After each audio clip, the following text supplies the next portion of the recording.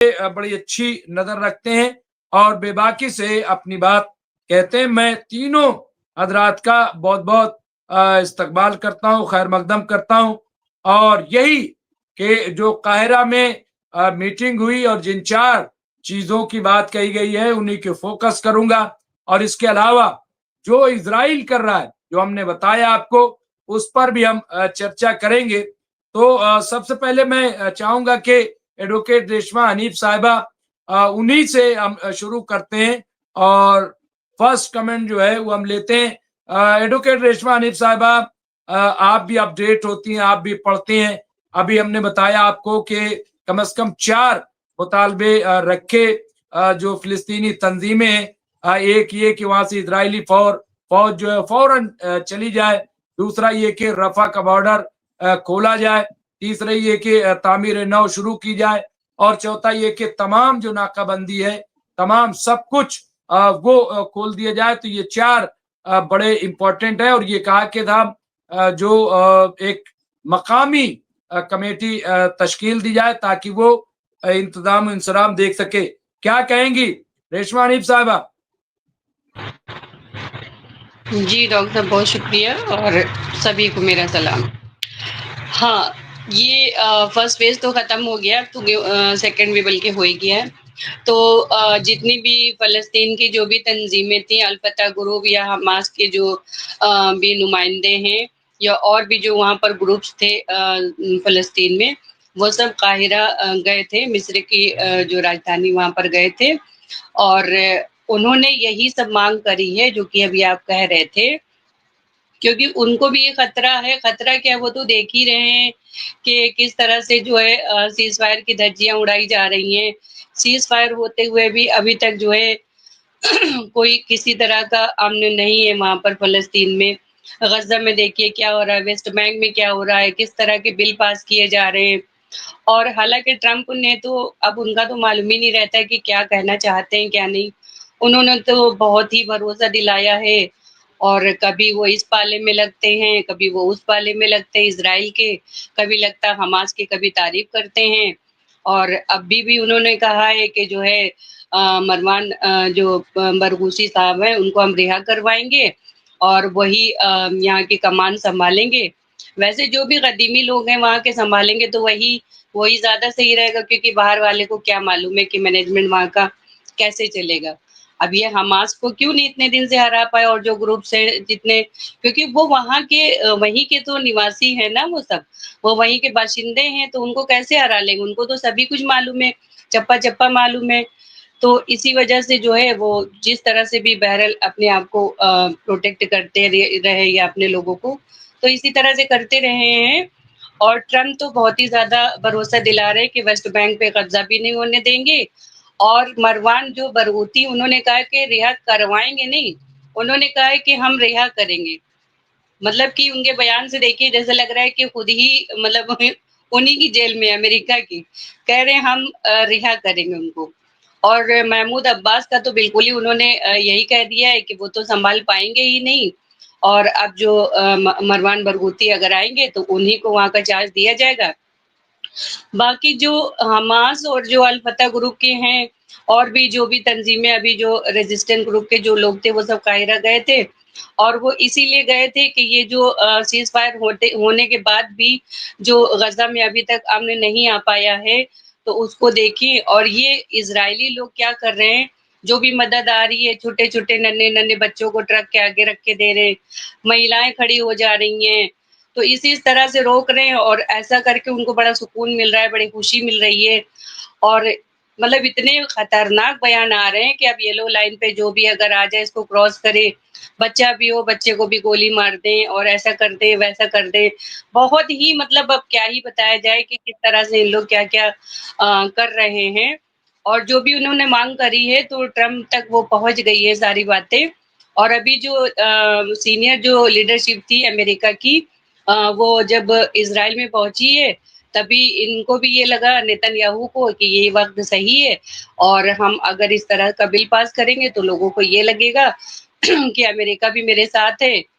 हालांकि जो वहाँ के जो वाइस प्रेसिडेंट हैं जेडी वेंस, तो उन्होंने तो ये भी कहा कि भाई ये तो बहुत मतलब खराब बात है, हम इसको सपोर्ट नहीं करते हैं और ये जो ट्रंप ने सीज़ फायर कराया है, ये तो एक तरह से इंसल्ट है उसकी। और अपने सीज़ फायर को बचाने के लिए ही टाइम टू टाइम ये अपने लोगों को भेज रहे हैं ट्रंप इज़राइल में कि किसी तरह से ये सीज़ फायर बना रहे।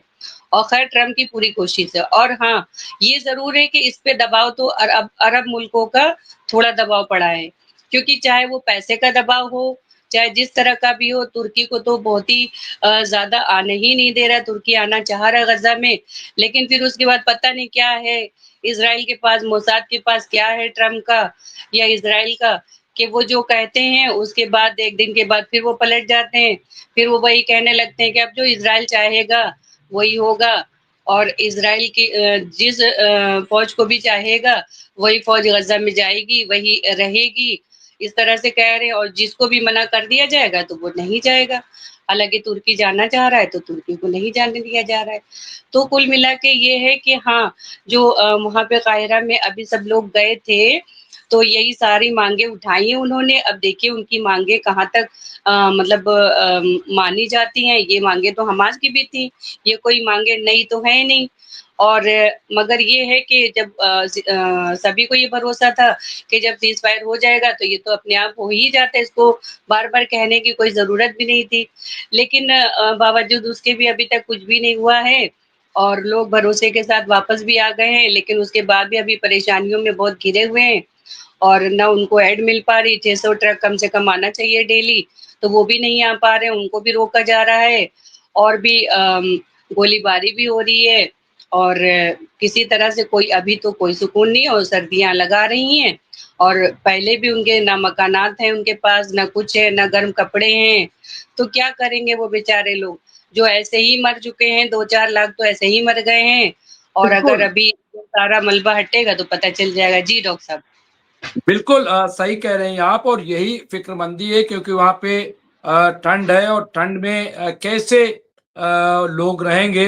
2 बड़ी अहम खबर आई है, जयदीप सिंह बुंदेला साहब ने कहा कि आज की खबरों में सबसे बड़ी खबर है कि वॉल स्ट्रीट जर्नल के जिसने कहा है कि ईरान पर इज़राइल का हमला सबसे बड़ी भूल थी। अगर ईरान पर हमला न हुआ होता तो गाज़ा का सीज़ फायर भी न हुआ होता। ट्रंप का दावा है कि यदि इज़राइल ईरान में सफल हो जाता तो इज़राइल गजा पर आज सहमत न होता। दरअसल ईरान अब शायद एक अघोषित परमाणु हथियार शक्ति बन चुका है और ये बार-बार इसकी रिपोर्ट आती रही। दूसरा, हसन रिजवी साहब ने जो कहा है, मैं 2 खबरें देखिए यहाँ पे। एक तो उन्होंने कहा तुर्की ने इज़राइल का घेरा तंग कर दिया। गाज़ा में तुर्की और इज़राइल में जंग छिड़ने वाली है, गाज़ा में तुर्की का परचम लहराया। एक तो ये उनकी तरफ से खबर है। दूसरी खबर जो मैं अभी पढ़ रहा था, हिंदुस्तान का एक अखबार है, उसने लिखा है कि इज़राइल को नहीं चाहिए तुर्की का एहसान, गाज़ा में सैनिकों के लिए कर दिया मना।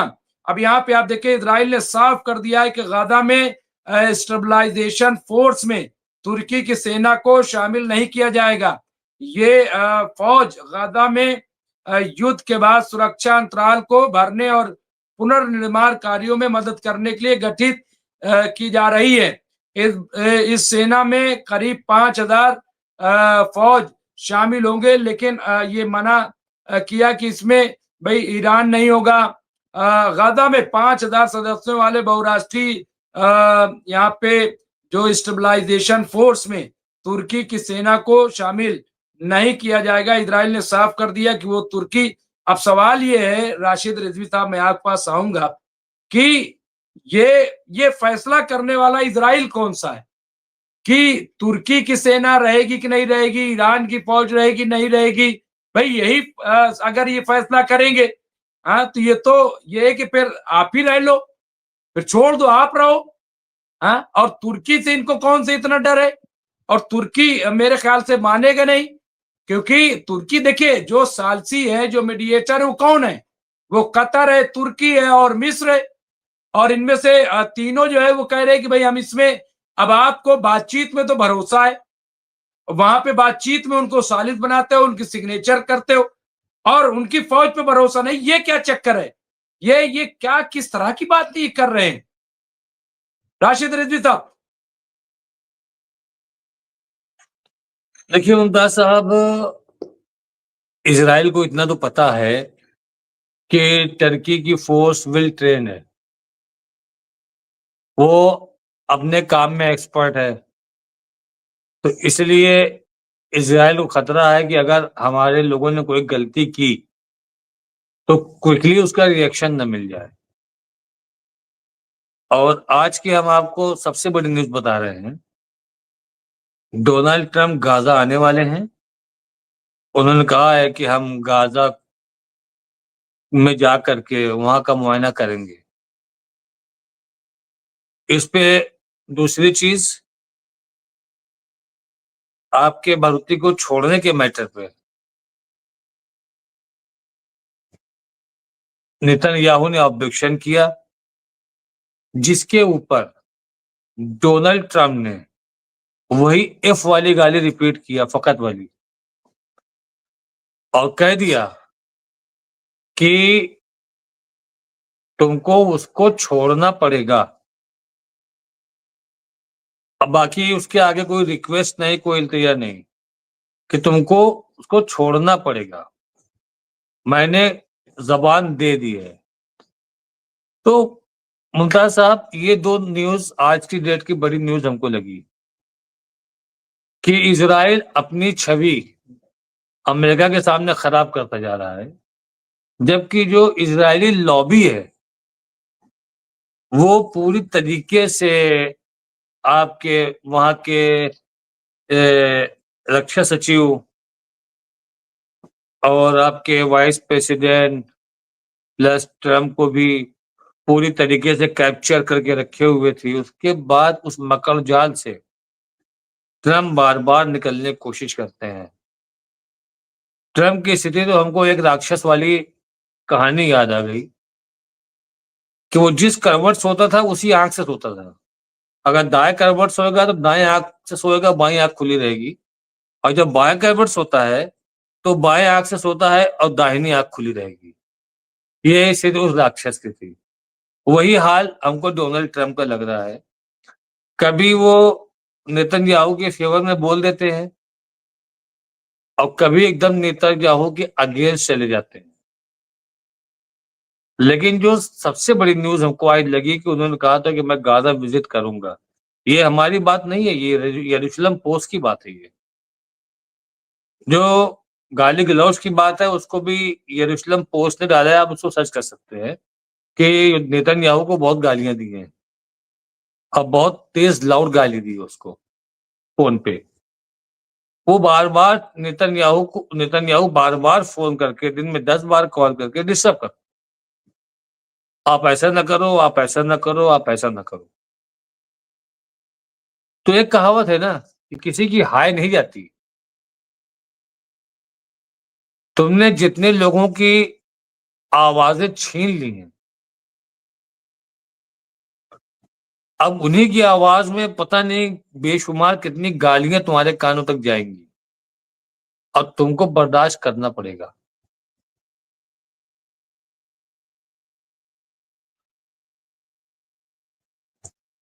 तो खैर, आज एक मसला और आया है। टाइम्स ऑफ इजराइल ने एक रिपोर्ट निकाली है कि 1.5 लाख लोग यहूदी इजराइल छोड़ चुके हैं, और जब से इन्होंने अपने पार्लियामेंट में, नेक्सेस में स्टेट वेस्ट बैंक का प्रस्ताव पास किया है, तो लगभग लगभग 50 से 60 हजार जो इसी अक्टूबर से नवंबर के महीने में इजराइल को छोड़ देंगे।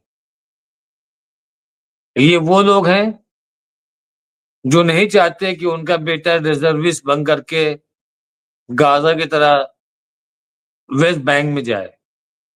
वो नहीं चाहते, क्योंकि उनको पता है कि गाजा में कितनी माओं की गोदें उजड़ी हैं। उधर के लोग तबाह तो हुए हैं, जेनोसाइड हुआ, बात तो सही है, लेकिन इधर भी बहुत जाने गई हैं। नेतन्याहू छुपाते रहे अपने आंकड़े, लेकिन ये आंकड़े जो आ रहे हैं वो 2000 से कम नहीं आ रहे हैं, कि लगभग 2000 लोगों ने 2000 लोग वहां मारे गए, रिजर्विस्ट प्लस आईडीएफ के लोग। जब आईडीएफ के लोग थक जाते हैं तो वो रिजर्विस्ट को आगे करते हैं। रिजर्विस्ट जो है इतने ज्यादा एक्सपर्ट नहीं होते हैं, ना इतना ज्यादा ट्रेन रहते हैं, उन्होंने कभी ट्रेनिंग ली थी। अब आप उनको उठा के गन दे करके भेज दिया तो एक तो उनका निशाना भी इतना अच्छा नहीं होगा। दूसरी चीज, जो एक फौज वाली फीलिंग आती है वो परमानेंट फौजी बनने पे आती है। ये रिजर्विस्ट जो है उधर मारने से ज्यादा अपनी जान बचाने की सोचते थे। तो मुमताज भाई, गाजा का ऊंट कई करवट ले रहा है, लेकिन एक चीज तो बिल्कुल क्लियर है कि वेस्ट बैंक पर अटैक अभी नहीं होगा। वेस्ट बैंक सेफ है। हाँ, अभी जब गाजा आएंगे डोनाल्ड ट्रंप, तब हो सकता है कि जो येलो लाइन पे गाजा ये आईडीएफ के लोग हैं उनको वो और पीछे कर दे। एक न्यूज और अल जजीरा की आई थी, आज ही उसमें छपी हुई है, कि अमेरिका जो अपना 51 स्टेट कनाडा को बनाने की बात कर रहा था, उसने अभी ऑफिशियली अनाउंसमेंट नहीं हुआ है, बट इजराइल के ऊपर उसकी सहमति हो गई है कि 51वां स्टेट जो है वो इजराइल को वो बनाएगा। अपना ऑफिशियली अनाउंसमेंट बाकी है। जैसे अभी रेशमा मैम बोल रही थी कि डोनाल्ड ट्रंप ने कहा है कि मैं करूंगा, मैं छोड़ाऊंगा, तो मैम जिस दिन ट्रंप कह देगा कि आज इजराइल में छुट्टी कर दो, आप ये मान लिए कि वो कानून बन गया और छुट्टी हो गई इजराइल में। और जब वो बोल रहा है कि हमारा 51 स्टेट है, तो वो उस स्टेट का भी प्रेसिडेंट हो गया। नेतन्याहू, उसके मिनिस्टर्स, ये जो उल्टे सीधे स्टेटमेंट दे रहे हैं, वो अंदर ही अंदर तड़प रहे हैं, अंदर ही अंदर मचल रहे हैं। वो उनको समझ में आ नहीं रहा है कि मैं करूं तो क्या करूं। कभी तो हमको ये लगता है कि पूरी पूरी रात ये सोचता होगा कि ये गाजा वार में गया क्यों। नेतन्याहू ये सोचता होगा मैं गाजा वार में गया क्यों। नेतन्याहू सोचता होगा कि मैंने ईरान पर अटैक किया क्यों। क्योंकि जो वर्ल्ड लेवल पर उसने अपनी इमेज खत्म कर ली है, खराब नहीं की है फिरोज साहब, उसने अपनी इमेज खत्म कर दी है। एक तो ईरान ने उसका वो प्रोपेगेंडा खत्म कर दिया कि तुम वर्ल्ड की सेफेस्ट कंट्री हो, तुम्हें जब चाहेंगे जहां चाहेंगे हम मार देंगे। ये तो ईरान ने उसका भ्रम खत्म कर दिया, जो इतना प्रोपेगेंडा था कि तेल अवीव, हाइफा, इन सब जगहों पर चिड़िया भी पर नहीं मार सकती, सुरक्षा इतनी क्या बोलते हैं, बंदोबस्त इतना चगो चौबंद है, ये सब ये वर्ड है। तो सब हाई अलर्ट मोड पे रहते हैं 24 घंटा 7 दिन। तो उसकी ये धारणाएं पूरी दुनिया के सामने बेनकाब हो गई। उसका सबसे पुराना सबसे बड़ा रिसर्च सेंटर, जहां पर मतलब जहां के रिसर्च की बड़ी उपलब्धियां अमेरिका के पास है, उसको जड़ से तबाह कर दिया ईरान ने, एकदम तबाह कर दिया। मतलब कि उनके पास उनकी जो रिसर्च की चीजें चल रही थी, कोई 90% तक पहुंच गया था, कोई 95% तक कामयाब हो गए थे, कोई 80%, कोई स्टार्ट ही हुआ था। सैकड़ों चीजों पर हमारी रिसर्च चलती है। जैसे एक छोटा एग्जांपल है कि पैगासस जैसा सॉफ्टवेयर उन्होंने डेवलप किया, वो भी उसी रिसर्च सेंटर का उत्पादन था उनके। तो उसको ऐसा तबाह किया ईरान ने कि उसका बैकअप नहीं उनके पास। वो कह रहे हैं कि हम 70 साल पीछे चले गए। ऐसा नहीं है, हम बिल्डिंग तो 1 साल में बना लेंगे, लेकिन जहां तक पहुंचे थे वो चीजें, वो मिशनरीज, वो सब करने में हमको लग जाएगा, उस सॉफ्टवेयर को वहां तक पहुंचाने में सारा मेरा डेटा सब खत्म हो गया। हमको 70 साल पीछे कर दिया ईरान ने। हूती अलग जब चाहता है मार देता है उनको। हमास के लोग इनको मार रहे हैं रेगुलर। तो अब वो प्रोपेगेंडा इनका खत्म हो गया है। इनका आयरन ड्रोम, जिसकी ये दुनिया से अच्छी कीमत लेते थे, आयरन ड्रोम की अच्छी कीमत लेते थे दुनिया से, ये कि ये सबसे सेफेस्ट है, मिसाइल हो आपका, ड्रोन हो आपका, रॉकेट लॉन्चर के जो मिसाइल निकलती है छोटी, जिसे मिनी मिसाइल कहते हैं, का वो सबको ये डिटेक्ट करके डिस्ट्रॉय करता है। आपको, आपकी कंट्री को कंप्लीटली सेफ रखेगा। और इसकी रेंज 500 किलोमीटर, 400 किलोमीटर, और कीमत बड़ी बड़ी। लेकिन जब ईरान ने मारना शुरू किया तो इनके आयरन ड्रोम ठंडे पड़ने लगे। उसका फायदा पूरा हुआ रशिया को। रशिया ने 272 अपने S-400 बेच दिए,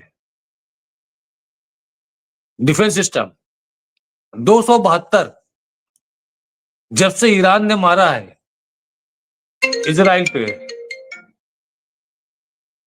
तो अब आप ही समझिए कि इनके पास दुनिया के सामने बोलने के लिए कुछ नहीं है।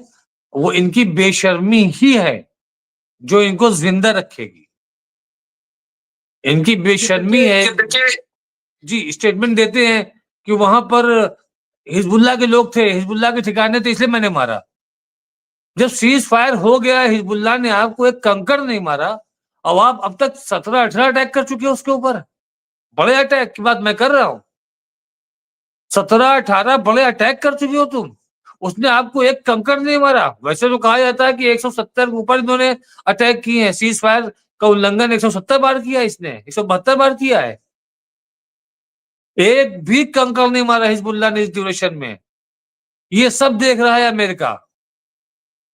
लेकिन कहीं ना कहीं डोनाल्ड ट्रंप इंसान है।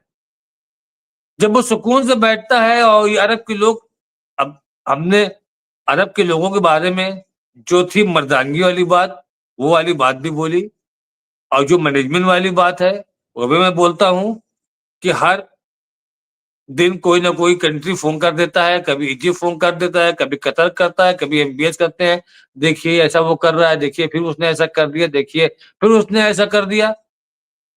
तो अब कम से कम इतना सपोर्ट तो मिल रहा है गाजा को, कि जो इजराइल के पूरी तरीके से समर्थन पे अमेरिका जा रहा था, अब वो इधर पलट रहा है। इस चीज का हम क्रेडिट देंगे इन अरब कंट्रीज को। लेकिन उनके अंदर इतना भी आना चाहिए कि चलिए ठीक है, आप कूटनीति से काम कर रहे हो, ठीक है, लेकिन ऐसा नहीं कि कोई हमारे बदन के कपड़े चौराहे पे उतार ले जाए और हम कूटनीति का रास्ता पकड़े रहें। उसके लिए आपको एग्रेसिव होना पड़ेगा। क्यों मुमताज साहब? ये सही कह रहे हैं, और मुझे लग रहा है कि उन तमाम चीजों पे देखिए, जिस तरह से हम सोचते हैं, हमें लग रहा है वो लोग भी सोच रहे हैं। कोई अपनी गर्दन नहीं फंसाएगा, लेकिन वो सोच रहा है कि गर्दन फंसी, कम से कम गर्दन मारी तो नहीं जा रही है। तो फंसी है तो कम से कम गर्दन निकाली जा सकती, लेकिन अगर गर्दन मारी दी जाए तो ये एक बड़ा, अभी मतलब वही हम कह रहे हैं कि बहुत सारी चीजें हैं, बहुत सारी चीजें देखी जाएंगी। मैं आऊंगा बहुत एक बात और एक बड़ी न्यूज आज की और है, हमने आपको दो सुनाई, एक और सुन लीजिए आप बड़ी न्यूज, अब आपके चैनल देखने वाले भी सुने। जीएचएफ गाजा ह्यूमैनिटेरियन फंड, इसमें जो 8 इजरायली थे उनको डोनाल्ड ट्रंप ने फायर कर दिया, निकाल दिया उनको, और गाजा ह्यूमैनिटेरियन फंड भी अपने कंट्रोल में ले लिया है डोनाल्ड ट्रंप ने, और अपना एक आदमी को तैनात कर दिया उसके ऊपर, कहा कि तुम इसके थ्रू काम करोगे, हमको पर डे इसका अपडेट दोगे। क्यों था साहब?